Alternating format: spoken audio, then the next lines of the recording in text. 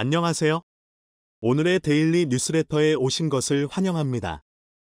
한국 사람들의 따뜻함이 외국인들을 그리워하게 만든다. 한국의 문화가 전 세계로 널리 퍼져 있습니다. 상반구 반대편에는 제2의 한국이 있다. 한번 진실을 알아봅시다. 서울에 있는 체육센터 수영장. 수많은 한국인들이 수영을 하며 여유를 즐기고 있는 가운데 영국 국기가 새겨진 수영복을 입은 한 외국인 무리가 수영장 안으로 들어옵니다. 전문적인 수영 선수인 듯 훈련 도구까지 챙겨온 외국인들은 수영장 복도에 들어서자마자 당황한 표정을 지으며 수군거리기 시작하는데요. 도저히 참을 수 없었는지 한 외국인 여성은 수영을 즐기고 있던 한국인에게 화를 내며 질문을 건네고 맙니다. 그런데 한국인의 답변을 들은 외국인 여성은 당황해서 어쩔 줄 모르겠다는 표정을 짓고는 갑자기 몸에 물기를 닦고 수영장 통로에 드러눕기 시작하는데요. 과연 외국인 수영 선수팀은 한국의 수영장에서 무슨 일을 겪은 것일까요? 안녕하세요. 저는 영국 런던에서 수영 선수로 활동하고 있는 주디스 에바라고 합니다. 얼마 전 저희 수영 선수팀 전체는 한국의 서울이라는 도시로 단기 이민을 가게 되었는데요. 한국으로 떠나기 약 2개월 전 저희 수영 선수팀이 활동하고 있는 영국의 도시 셰필드는 기록적인 허리케인과 폭우의 피해로 도시 전체가 큰 재난 피해를 입고 말았습니다. 영국에서는 꽤 노후된 도시인 셰필드는 일주일에 한 번은 무조건 단수 사태가 발생할 정도로 수도 시스템이 부실한데 이번 폭우 피해로 셰필드의 중심 거주지를 제외한 모든 공공시설은 물을 사용할 수 없게 되었죠. 갑작스럽게 마주한 재난 상황에 저희 팀은 수영 훈련을 할 공간 자체를 잃어버리고 말았고 더욱 큰 문제는 3군 상비팀이라는 이유 때문에 영국의 다른 도시에서 수영 연습을 할 수도 없다는 사실이었습니다. 3군 상비팀은 영국 도시 전체에 1팀씩 있기 때문에 서로 간의 경쟁이 심한데 이 때문인지 그 어느 도시에서도 저희의 수영 훈련을 승인하지 않았고 결국 저희 팀은 아무런 훈련도 하지 못한 채 3개월 동안 절망에 빠질 수밖에 없었습니다. 그렇게 몇몇 선수들은 우울증마저 겪고 있던 그때 평소 한국에 관심이 많던 팀원 로버트가 다 같이 한국으로 가서 수영 연습을 하는 게 어떻겠냐는 황당한 제안을 했는데요. 평소에도 휴가 기간이 되면 무조건 한국으로 여행을 떠났던 로버트는 어차피 영국에 있어봐야 훈련 승인도 나지 않고 서로 간의 견제 때문에 도시 어디를 가도 눈치를 봐야 될 게 뻔한데 차라리 이럴 거라면 한국에 가서 연습을 하자며 2시간이 넘도록 설득을 하기 시작했습니다. 하지만 평소 한국이 가난하고 후진국이라고 생각했던 저희 팀원들은 로버트의 제안이 황당할 수밖에 없었는데 로버트는 한국에 도착하면 그런 생각은 전부 사라지고 수영 훈련도 영국에서보다 효과적으로 할 수 있을 것이라며 자신이 한국에서 찍은 사진들까지 보여주며 설득을 했어요. 그런데 놀랍게도 사진 속 한국은 저희가 생각한 것과는 매우 다른 부자의 나라처럼 보였고 심지어 로버트가 한국의 수영장 센터에서 수영 연습을 하는 사진은 영국에서는 하루 10만 원 이상의 비용을 줘야 사용할 수 있는 고급 수영장처럼 보였는데요. 로버트의 사진을 본 저와 동료들은 너무나 큰 충격을 받았고 결국 저희 팀원 전체는 약 2개월 뒤 영국 스포츠 자치단체의 승인을 받아 한국으로 훈련 목적의 단기 이민을 떠나게 되었습니다. 하지만 한국으로 향하는 비행기 안에서도 몇몇 동료들은 한국이 후진국처럼 느껴지면 바로 영국으로 돌아간다고 엄포를 놓은 상태였기에 팀의 분위기 자체는 그렇게 좋지 않았는데요. 그런데 놀랍게도 저희 수영 선수팀이 한국의 공항에 첫 발을 내딛던 순간 이런 걱정들은 싸그리 사라지게 되었습니다. 충격적이게도 한국의 공항은 영국에서와는 너무나 비교될 정도로 깨끗했고 그냥 존재 그 자체만으로 엄청나게 돈이 많은 부자의 나라처럼 느껴졌기 때문인데요. 한국의 공항에 도착하자마자 제일 당황했던 것은 공항에서 물을 아무런 돈을 주지 않고 무료로 사용하거나 마실 수 있는 것도 모자라 공항과 지하철 심지어는 기차까지 연결되어 있어서 도시 그 어디로든 이동하기가 편했다는 사실입니다. 충격적이게도 아직 영국의 공항은 느린 것이 아름답다는 황당한 선입견 때문인지 공항에서부터 중심도시로 이동하는 것은 차를 타고 4시간 이상이 걸릴 정도로 교통의 지옥이라고 할 수 있는데 한국은 차가 필요 없을 뿐더러 그냥 지하철과 기차를 타기만 하면 돼서 너무나 편했는데요. 특히 저희가 연습을 해오던 영국의 도시 셰필드는 일주일에 한 번씩은 무조건 단수 사태가 발생해서 물이 굉장히 귀한데 한국의 공항은 물을 무료로 아무렇게나 마실 수 있었고 심지어 돈을 주지 않고도 물을 자유롭게 쓰며 샤워를 할 수 있는 샤워 시설까지 자리 잡고 있었습니다. 저희를 설득해 한국으로 데려온 로버트는 직접 한국 공항의 여러 장소들을 소개해주며 자신이 왜 한국으로 오자고 했는지에 대한 증거들을 하나둘씩 보여줬고 이러한 공항의 모습들을 하나둘씩 볼 때마다 저희 팀원들은 한국이 이런 나라인 줄 몰랐다며 로버트에게 진심이 담긴 사과를 건넸습니다. 로버트는 이 정도면 한국이 선진국인 이유가 충분하냐며 저희를 도발하기까지 했고 이제부터는 저희가 한국으로 온 진짜 목적인 수영 훈련을 위한 한국의 수영장으로 향하자면서 지하철을 타자고 했습니다. 그런데 영국에서는 지하철을 타는 것 자체가 시간적인 비효율로 여겨지고 있어서 저와 동료들은 조금 당황하게 되었는데요. 영국의 지하철은 지하철 선로가 너무 낡아 있어 조금만 날씨가 습해져도 지하철이 운행되지 않는 것은 물론 지하철 내부 플랫폼은 범죄 사고가 너무 자주 발생해서 위험하다고 알려져 있는데 그런 지하철을 이용하자는 로버트의 말에 저와 팀원들은 이해가 되지 않았죠. 로버트는 공항에서 지하철을 타고 20분 정도만 가면 자신이 미리 단기 임대를 해놓은 수영장 센터로 곧바로 연결된다는 충격적인 말과 함께 지하철을 타는 법을 알려주었고 저와 동료들은 여기서 2차적인 충격을 받게 되었습니다. 놀랍게도 한국은 지하철을 타러 들어가는 입구가 전부 디지털 형식으로 되어 있었고 심지어는 로버트에게 받은 한국의 교통카드를 단말기에 대기만 하면 마음대로 출입할 수 있었는데요. 영국에서는 지하철을 한번 타려면 노선이 매일매일 바뀌어서 지하철 직원에게 어디로 가는지 목적지를 말하고 그에 맞는 돈을 지급해야 되는 것까지 머리 아픈 과정의 연속인데 한국은 이러한 과정 자체가 없었습니다. 말 그대로 카드 하나로 지하철을 타고 어느 곳으로도 이동이 가능했고 심지어 로버트는 하루에 몇 번이나 지하철을 갈아타도 중복되는 비용은 전혀 생기지 않는다는 놀라운 설명까지 해주더군요. 저와 동료들은 한국이 이렇게나 편리하고 부자의 나라인 줄은 몰랐고 로버트에게 한국은 이렇게 지하철을 운영해도 적자가 나지 않냐는 질문을 할 수밖에 없었습니다. 로버트의 안내로 지하철에 올라탄 저와 동료들은 너무나 깨끗한 지하철 내부에 이제는 완전히 한국이라는 나라를 인정할 수밖에 없었고 지금껏 영국에서 20년 넘게 살아오며 한국을 경험하지 않았다는 사실에 인생 자체가 후회되기까지 했습니다. 지하철에 편하게 앉아 목적지로 향하는 한국인들의 모습은 너무나 평범해 보였고 지하철 내부에서조차 너무 더워서 땀을 흘리거나 너무 추워서 기침을 하는 영국의 허름한 지하철과는 전혀 다른 모습이었죠. 그렇게 약 20분 뒤 너무 편한 한국의 지하철에서 졸아버린 저는 잠도 제대로 깨지 못한 채 로버트를 따라 지하철 계단을 오르기 시작했습니다. 그런데 바로 그 순간 로버트는 벌써 수영장에 도착했다면서 황당한 말을 하기 시작했는데요. 방금 지하철에서 내렸는데 벌써 수영장을 도착했다니. 저와 동료들은 거짓말을 하지 말라며 로버트에게 화를 내게 되었습니다.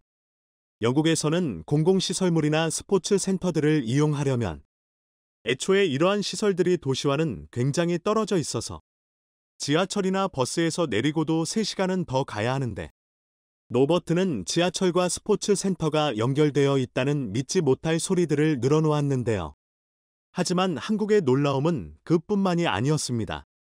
지하철을 내려 지하철 통로에서 자세히 살펴보니 한국의 지하철은 지하에서부터 병원은 물론 편의점까지 한 번에 갈 수 있는 너무나 편한 도보통행 길이 만들어져 있었고 심지어는 로버트의 말처럼 스포츠 센터로 들어가거나 거주지인 아파트까지 한 번에 들어가는 길이 만들어져 있었는데요. 로버트는 한국에서는 아파트라는 거주지가 보편적인 거주 형태인데 이처럼 지하철과 연결된 아파트들은 아무런 날씨의 영향을 받지 않고 출근을 하거나 지하철을 이용할 수 있어 너무나 편한 삶을 살 수 있다면서 한국의 자랑을 늘어놓기 시작했습니다.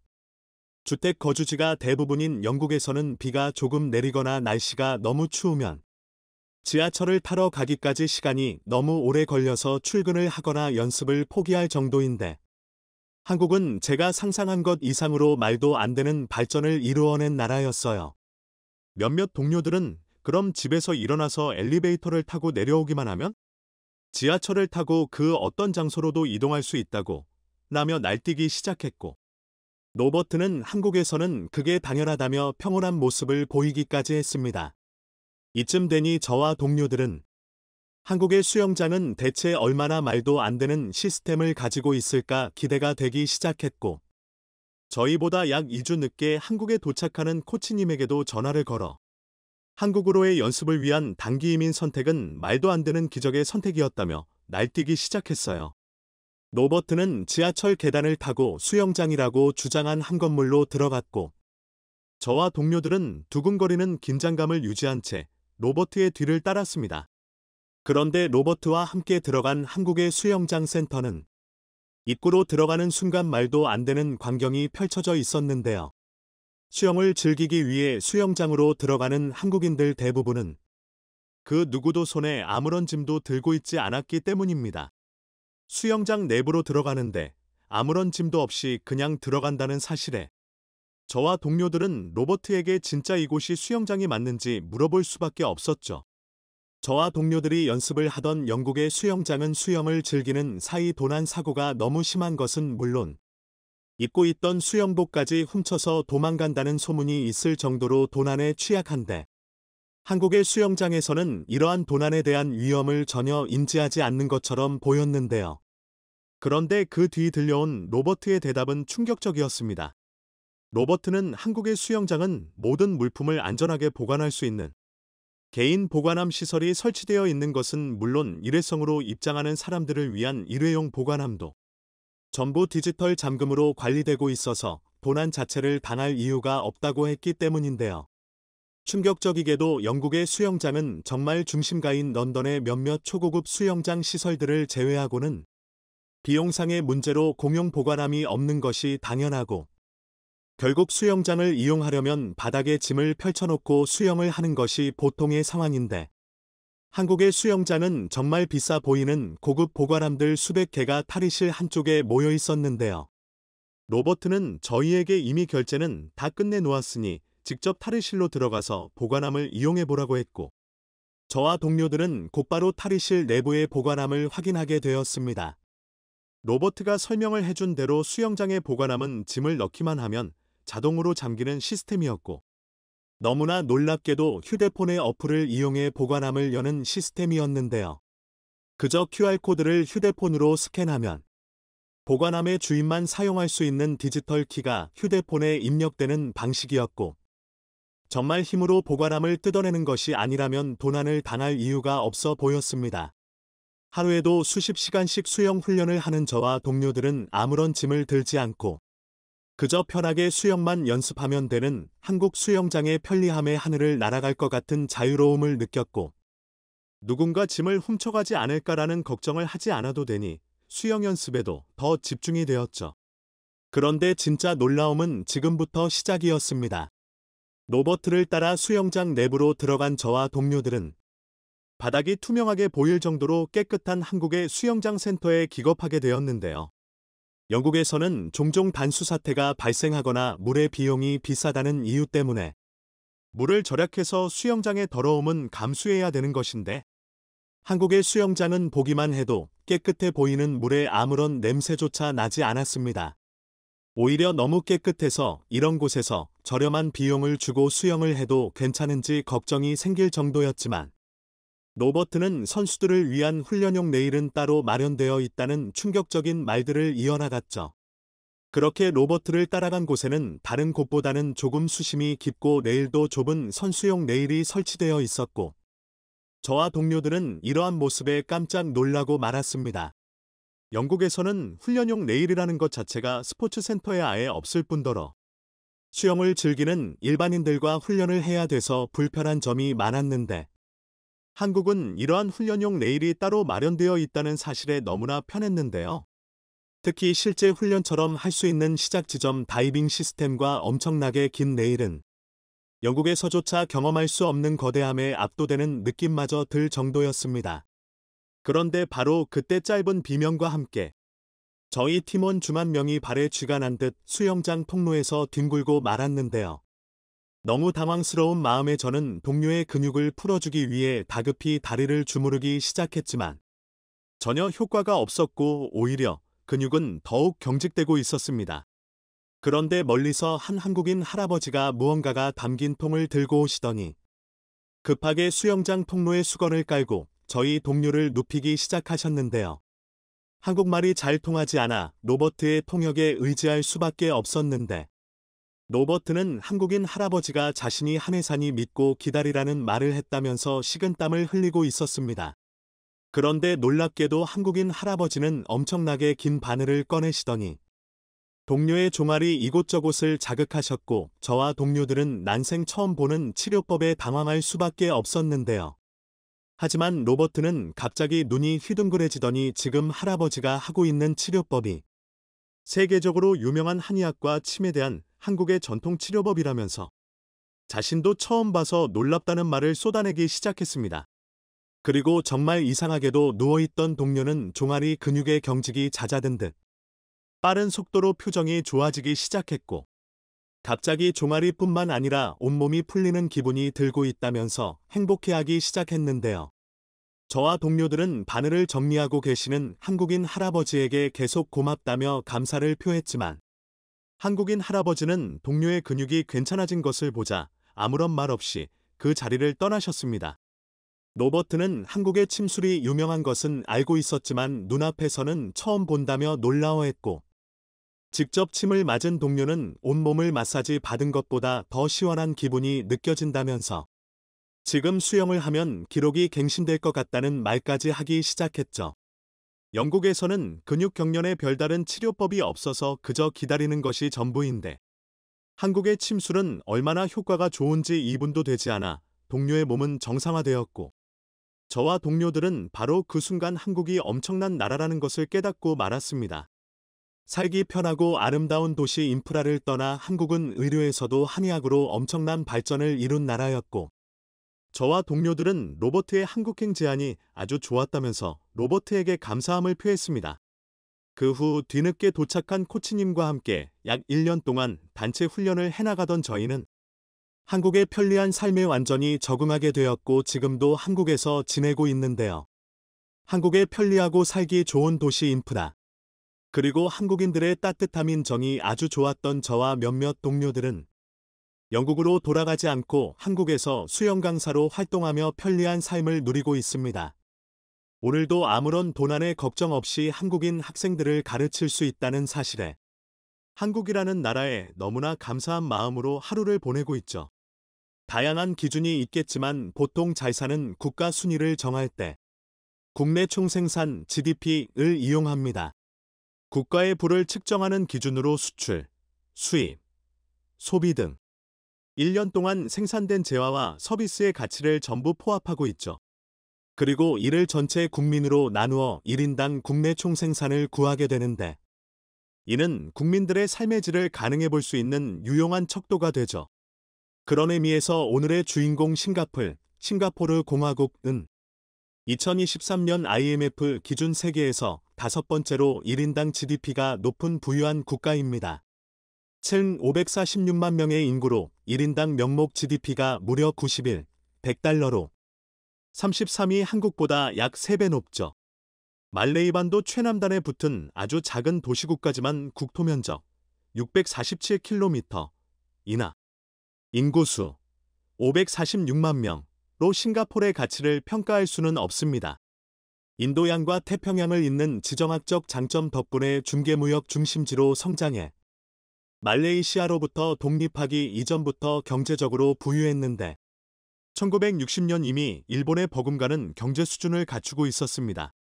독립 이후로는 무역도시의 입지를 살려 임가공, 선박 정비에서 졸발해 21세기 전후로 금융업으로 성장했고 관광산업을 성공시키면서 아시아에서 두 번째, 1위 카타르로 잘 사는 국가가 됐습니다. 그런데 이렇게 잘 사는 국가에서 한국화를 위한 본격 신호탄이 쏘아졌습니다. 어떻게 된 일일까요? 국민들이 잘 산다는 것을 직접적으로 알 수 있는 지표가 있는데 바로 음식입니다. 가난해서 배를 채우기 위해 먹던 음식은 잘 살게 되면 점차 무엇을 먹느냐로 선택 기준이 달라집니다. 그런 의미에서 싱가포르는 미식천국입니다. 왜냐면 싱가포르는 부자들에게 천국이기 때문이죠. 보통 부자들이 자신의 돈을 맡길 때 네 가지 리스크가 없는 자산 안전지대를 선호합니다. 첫째, 전쟁이나 정치적 불안에 따라 자산이 묶일 우려가 없어야 하고, 둘째, 일본처럼 자연재해의 위험이 없어야 하죠. 셋째, 미국이나 프랑스처럼 세금 부담이 크지 않아야 하고, 넷째, 고객 비밀 정보의 누출 위험이 없어야 합니다. 그런 의미에서 싱가포르는 세계에서 가장 매력적인 국가입니다. 그래서 전 세계 대부호들이 돈을 싸들고 싱가포르로 몰려들고 있어 길거리에 다니는 10명 중 2명은 금융자산 15억 이상의 백만장자라는 우스갯소리도 있죠. 부자가 몰릴 수밖에 없는 구조를 갖추고 있는 것인데 이는 동시에 전 세계 모든 음식 문화가 싱가포르에 모여든다는 의미이기도 합니다. 맞벌이 및 고소득으로 발달한 외식 소비 시장이 있어 맛의 잔치가 펼쳐질 만한 충분한 조건을 갖췄으니까요. 반대로 말하면 세계적인 기업들이 진출한 싱가포르에서 경쟁력을 갖추지 못하면 어느 업종이든 살아남기 힘듭니다. 그런데 최근 싱가포르 외식 시장을 한식이 꿀꺽해버렸습니다. 지난 8월 19일 한국 음식점 열풍을 단 한마디로 요약했습니다. 가장 먼저 부부가 운영하는 소규모 음식점이 생겨났고, 다음에는 한국식 치킨 전문점, 그 다음에는 빙수와 한국식 바베큐 사업, 그 다음에는 고급 한식 레스토랑이 들어섰다. 올해에만 최소 10개의 한국 음식점이 개업했으며 연말까지 2곳 이상이 문을 열 예정이다. 한국 음식 사업에는 개인 차원에서는 물론 대만 음식 기업까지 나서고 있다. 그간 K푸드가 인도네시아나 북미, 남미 등에서 유행하고 있다는 소식이 종종 기사를 통해 접하기는 했지만 싱가포르에 대한 소식은 그렇게 많지 않았는데요. 그런데 무엇보다 놀라운 것은 한국 음식점 개업에 나선 것이 한국인뿐만 아니라 싱가포르 사업가는 물론 여러 국가의 음식 음료 명문 기업이 뛰어들고 있다는 점인데요. 우리에게도 잘 알려진 우육탕면과 버블티 브랜드를 소유한 2023년 올해에만 88포차 브랜드로 4개의 식당을 개업했습니다. 3월에는 홀란드 마을 할런드 빌리지에, 6월에는 코반 코번에, 7월에는 덕스돈 힐 덕스턴 힐에, 그리고 9월에는 부기스 정션, 버지스 정션의 60석 규모의 새로운 레스토랑을 오픈할 예정이라고 하죠. 메뉴는 당연히 한국식 후라이드 치킨, 찌개, 짬뽕, 매운 해산물 라면 등등 지극히 한국적인 메뉴가 판매될 예정입니다. 한국 BBQ 레스토랑 체인 설해를 운영하는 성공홀딩스의 행보도 적극적입니다. 성공홀딩스는 6월 노스포인트 시에 노어스포인트 시티에 6번째 분점을 냈고, 앞서 4월엔 새로운 브랜드 불고기 쇼를 만들어 4월과 5월 부기스 정션과 우드레이몰, 우드리몰에서 영업을 시작했죠. 올해 들어서도 최소 10개 한국 음식 전문 레스토랑이 개업했으며 연말까지 2곳 이상이 새로 영업을 할 예정이라고 하는데요. 알려진 것만 10곳이고 여기에 싱가포르 현지인과 한인까지 계산하면 그 숫자는 훨씬 많아질 겁니다. 싱가포르에서는 어떻게 한식이 화려한 꽃을 피울 수 있었던 것일까요? 다름 아닌 새로움 덕분입니다. 가령 한국에서는 삼겹살집에 가면 손님이 직접 기호에 맞게 고기를 구워야 합니다. 내 돈 주고 내가 직접 고기를 굽는다는 것이 외국인들의 입장에서는 이치에 맞지 않지만 이는 이미 한국인들에게는 익숙한 식문화입니다. 그러나 단순히 새롭다고 해서 인기를 끄는 것도 아닙니다. 이미 익숙한 새로움이어야 인기를 끌 수 있는데 여기에는 한류 콘텐츠의 역할이 상당했죠.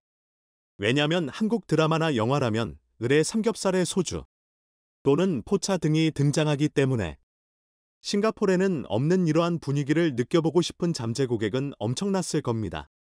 푸드 팰리스 그룹이 88포차를 출시하게 된 것도 한국 드라마 등에서 영감을 얻은 점이 컸죠. 이렇게 싱가포르에서 한식의 인기가 꽃을 피우게 되면 자연스럽게 그 운영 주체가 확대될 것이고 메뉴 또한 굉장히 다양해질 겁니다. 일례로 현재 싱가포르에는 한국인들에게 상당히 익숙하지만 외국인들에게 생소할 수 있는 닭도리탕까지 진출한 상황. 어쨌든 한류가 지속적으로 이어지고 한식의 인기가 유지된다면 아마 미식의 나라 싱가포르에서 한식은 일식이나 이탈리안 음식의 버금가는 자리를 차지할 수 있을 것이란 긍정적인 미래도 그려볼 수 있습니다. 하지만 싱가포르에서 한식의 인기는 단순히 레스토랑에 멈추지 않습니다. 음식 문화가 제대로 자리 잡기 위해서는 식당뿐 아니라 간편하게 먹을 수 있고 쉽게 접촉할 수 있어야 합니다. 이런 역할은 우리나라 편의점이 하고 있습니다.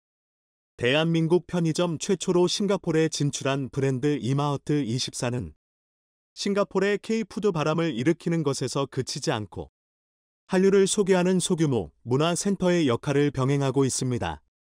작년 12월 23일 주롱포인트의 1호점을 하루 뒤 24일에 넥스몰점의 2호점을 오픈한 이래로 1호점에만 현재 하루 평균 약 800명이 찾는다고 하죠. 이들 대부분은 싱가포르 현지인들로 편의점에서 라면을 끓이고 떡볶이를 사 먹는 것으로 알려졌습니다. 불과 8개월 만에 이뤄낸 성과입니다. 올 9월 3호점이 예정되어 있고 올해 말까지 10호점을 목표로 세운 이유는 첫 진출 후 운영 실적이 예상 수치를 월등히 뛰어넘었기 때문입니다. 이마트24 관계자는 구체적인 매출을 공개할 수는 없으나 개점 당시 잡은 목표 매출액의 2배 이상 실적이 나오고 있다고 말할 정도로 실적이 높았죠. 이마트24는 싱가포르 현지 식음료 F&B 기업 페이션과 이마트24 싱가포르 피트를 설립, 편의점을 아예 K푸드득화 F&B 매장으로 꾸린 것이 통했다는 평가. 인구는 적지만 1인당 국민소득이 높아 외식 산업이 동남아 어느 국가보다 발달했다는 점을 노린 것이죠. 이러한 인기 요인으로는 진짜 한국의 맛을 선보였다는 것에 있습니다. 끓인 라면의 맛을 그대로 보여주기 위해서라면 매장에 기계를 설치했고 내장에서 조리해 판매하는 떡볶이의 떡과 양념은 모두 한국에서 직접 조달하고 있습니다. 관계자는 대부분 식재료를 현지에서 조달하되 한국에서 판매하는 음식의 맛을 최대한 그대로 구현하기 위해 노력했다며 과자, 음료 등 상품도 판매하지만 싱가포르에서의 핵심 품목은 간편 먹거리로 매장 전체 매출의 57%가 K푸드라고 강조하기도 했는데요. 하지만 이러한 인기에도 주의해야 할 것이 있습니다. 한류의 인기도, 한식의 인기도 좋지만 이들 이용해 퀄리티 낮은 한식당, 한식이 만들어져 기껏 만들어 놓은 이미지가 망가질 수도 있기 때문입니다. 이에 한식진 흥원은 해외 한식당 협의체 역할 강화 사업의 일환으로 한식당 운영에 내실 다지기들 위한 다양한 운영 컨설팅 프로그램을 지원하고 있으며 이는 큰 호응을 얻고 있습니다. 미식의 나라 싱가포르에서 부는 한식 열풍. 이것이 단순한 열풍으로 끝나는 게 아니라 싱가포르 최고의 음식으로 자리 잡는 것도 불가능한 상상은 아닐 겁니다. 문화란 자연스럽게 퍼지는 것처럼 보이지만 그 안에는 다양한 노력이 필요합니다.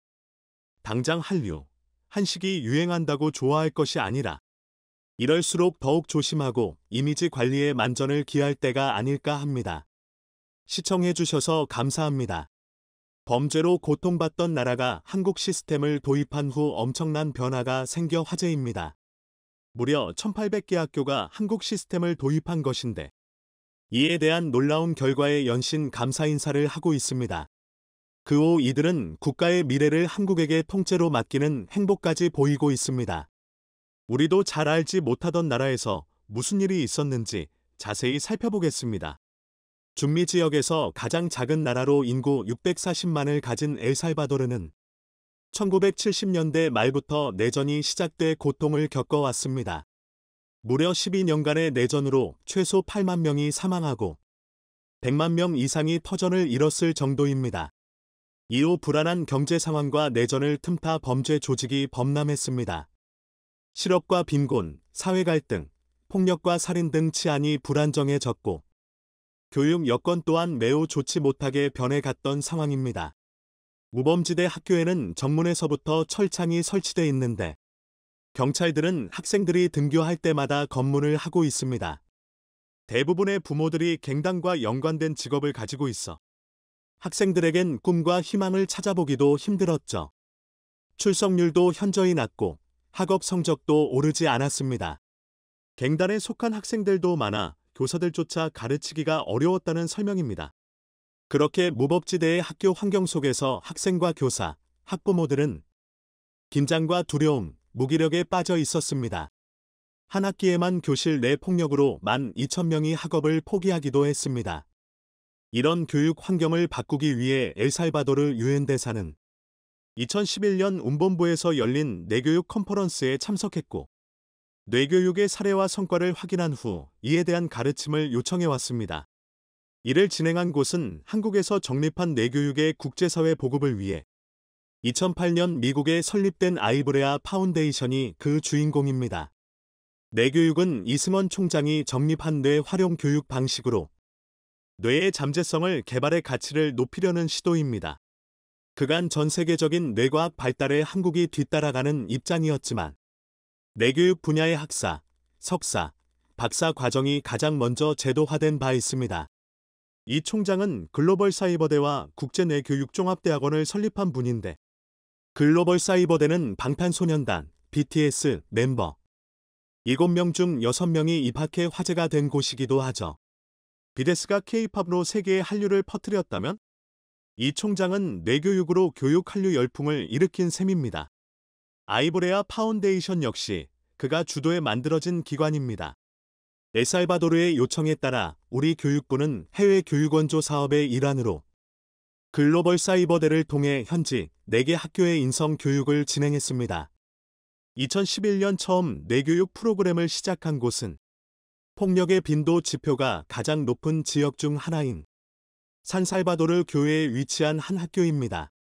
두 갱조직 세력권이 맞물린 분쟁 지역으로 학생들에겐 가정 환경뿐 아니라 교육 환경도 상당히 취약한 곳입니다.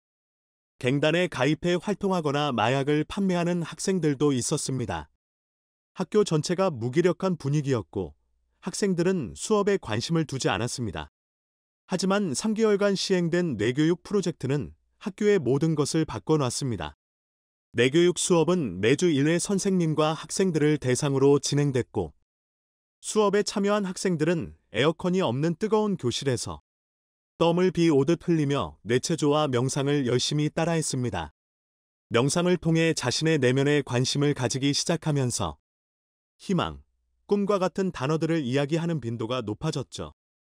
학생들끼리 싸우지 않고 서로 잘 지내며 함께 운동을 했습니다. 말썽을 피우던 학생들이 경찰과 함께 교통안전 캠페인을 진행했고 마약을 끄는 학생들도 있었습니다. 전국 학교 평가에서 늘 꼴찌였는데 수학 부문에서 1등을 차지하는 기적적인 스토리가 발생해 엘살바도르 교육계에 큰 화제가 되기도 했습니다. 이 학교에는 현재도 뇌 선언문이 붙어 있습니다. 엘살바도르 뇌교육 프로젝트 성과를 담은 현지 보도가 쏟아졌죠.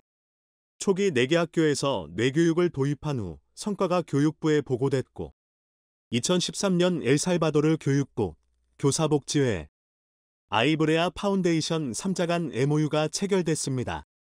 한국발 뇌교육의 성과가 도입 2년 만에 전국 학교로 확대되는 정부 차원의 지원이 결정된 것입니다. 도입 당시 교육부 장관이었던 산체스 세런 전 대통령은 해당 학교를 수차례 방문해 뇌교육의 효과를 직접 체험했고 2014년 대통령에 당선된 후에는 뇌교육의 전국 확대 시행의 발판을 마련하는 계기가 됐습니다. 교육부의 재정적 지원이 이루어지면서 2017년 말 기준으로 전체 공립학교의 25%에 해당하는 1,300여 개 학교에 보급됐는데 2018년에는 무려 1,800여 개 학교에 퍼져나가기도 했습니다. 이들에게는 뇌와 관련된 체계적인 교육 프로그램이 진행되고 있습니다. 현지 2,300명의 교사가 뇌교육 프로그램을 이수했으며 이들은 교사와 학생들에게 뇌교육을 확산시키는 역할을 하고 있습니다. 그 결과 건강이 증진되고 자존감이 향상된 것으로 나타났습니다. 그들은 뇌교육을 통해 스트레스를 이완하는 방법을 배웠습니다.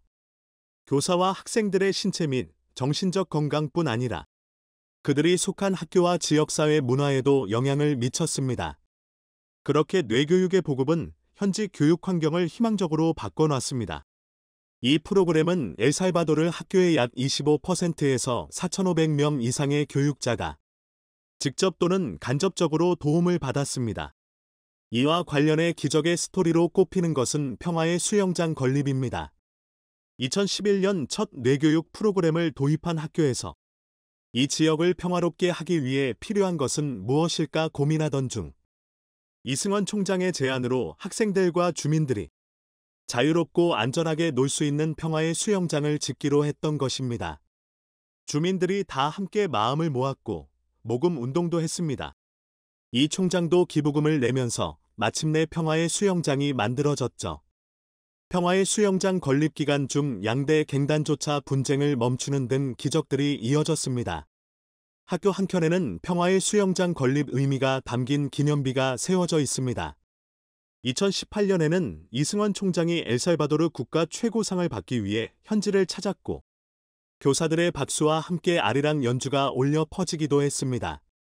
뇌교육 효과와 가치를 체험한 엘살바도르 교사 500여 명이 정부에 그의 포상을 추천했던 것입니다. 그는 한민족의 정신문화와 21세기 미래자산 뇌의 만남으로 홍익인간의 평화 철학이 바탕이 된 뇌활용 기술이라며 이대한 뇌의 가치가 현실에서 나타나기를 바란다고 말했습니다. 당시 산체스 대통령도 이승원 총장을 만나 감사함을 표시했죠. 엘살바도르 국립대 중앙도서관에는 전 세계에서 24번째, 중남미에선 멕시코에 이어 두 번째로 한국 자료실이 생기기도 했습니다. 범죄도시 산살바도르 시장을 지냈던 부켈레는 한국 시스템을 통해 미래 인재의 인성이 만들어지는 장면을 목격했고 2019년 대통령에 당선된 후 아예 범죄 조직을 소탕하는 행보를 보였습니다. 여기에도 큰 도움을 준 나라는 한국입니다. 한국국제협력단이 엘살바도르 범죄율 감소 프로젝트를 함께한 것입니다. 치안 강화 프로그램으로 CCTV를 설치하고 경찰 911센터 내 통합관제 센터 구축, 범죄 예방 및 수사 교육과정 등을 지원해 줬습니다. 그들은 한국의 우수한 IT 시스템과 치안관리 기법이 공유될 수 있어 기쁘다고 말했죠. 부켈레 대통령은 스스로를 독재자라고 칭하지만 지지율은 무려 90%가 넘습니다. 42살의 젊은 나이임에도 무차별로 범죄를 소탕의 인기를 얻고 있습니다. 지난해 3월 국가비상 사태를 선포한 후 현재까지 범죄와의 전쟁을 벌이고 있습니다. 대규모 수용시설을 새로 짓고 범죄 조직원을 잡아들이다 보니 인구 600만 명의 작은 나라임에도 7만 명이 교도소에 갇혀 있을 정도입니다. 그 사이 강력 범죄율도 급감했는데 기존 대비 90%가 넘게 줄었습니다. 엘살바도르는 최근 범죄 조직 구성원의 최대 900명까지 한꺼번에 재판을 할 수 있도록 법을 개정하기도 했습니다. 얼마 전 반바지만 입힌 채 이감되는 갱단원들 모습이 직구촌의 화제가 되기도 했습니다. 한국식 인성교육과 함께 범죄까지 소탕되자 나라에 큰 변화가 진행되고 있습니다. 엘살바도르는 경제에 있어서도 한국과 손을 잡고 있습니다. 지난 5월 국내 기업들이 4억 3천만 달러 규모 교량 및 도로 확장 사업을 수주했습니다. 엘살바도르 정부의 인프라 마스터 플랜에 따라 수도 산살바도르와 서부 지역을 연결하는 도로 확장 및 붕괴 위험 지역 우회 교량을 건설하게 된 것입니다. 이는 한국대외경제협력기금 EDCF 2억 1천만 달러, 중미경제통합은행 KBI 2억 달러를 지원한 사업입니다. 동부건설이 시공사로 선정됐고 도화엔지니어링은 컨설턴트사로 선택됐죠. 총 3구간의 도로 확장과 교량 건설 등으로 구성됩니다. 오는 9월부터 10월 사이 착공할 예정인데 교통량이 과부하 상태인 도로를 8차선으로 확장하고 5개의 새로운 교량을 완공해 통행 시간을 대폭 단축한다는 계획입니다. 현재 이 도로는 총 14km 구간을 통과하는데 약 서너 시간이 소요될 정도로 교통체증이 심한 곳입니다. 또 주변 낙석 사고로 인해 인명피해가 지속 발생하고 있죠. 확장 공사가 완료되면 통행 시간이 25분으로 대폭 단축될 것으로 보고 있습니다. 인접국가의 여객 화물 수송 효율화와 도로 안전성 제고로 엘살바도르 경제 성장에 기여할 것이란 설명입니다.